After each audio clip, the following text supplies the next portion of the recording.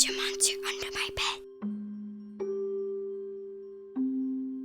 I wanted to tell a sinister bedtime story with a monster, but not the kind you would expect at first.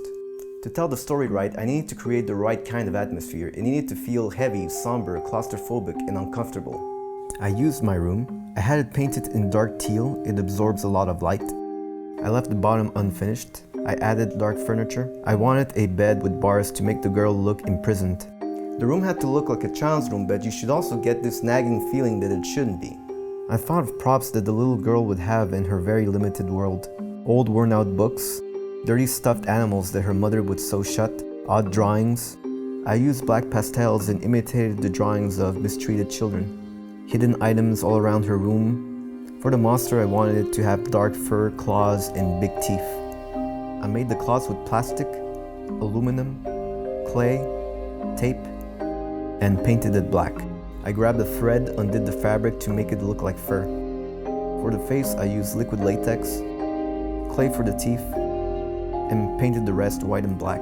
It's a small room, so I had to make it look interesting and not reuse the same angles. I used my C100 with a Ninja Atomos 2 recorder.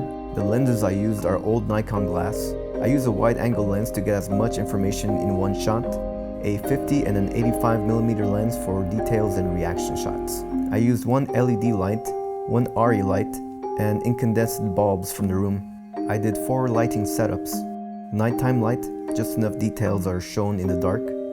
Feeding time light, to view the food, claws, and wood clearly. Room light, to see as much as you can from the room. The mother light, to hide her face, no glint in her eye, to make her look unrecognizable. The main character is played by Alessandra. We filmed for 5 days, since she could only film 2 to 3 hours per shooting day because she had school. She's a very sweet girl and tries her best. The mother is played by Alessandra's actual mother. She didn't mind having a lot of scars, and her screams were very bone-chilling. The monster is played by my brother. He wore the costume and the mask for the last scene. And sometimes I would be the hands under the bed.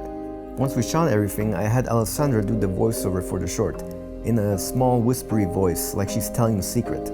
I had my brother do the monster growls and changed it in Audition. I recorded all of it with the Rode NTG2. The Foley work I did by recreating the scenes to capture the sounds. For the look, I want an eerie color palette of greenish, yellowish hues. And for the end, like a dark gothic oil painting, very somber, not much hope.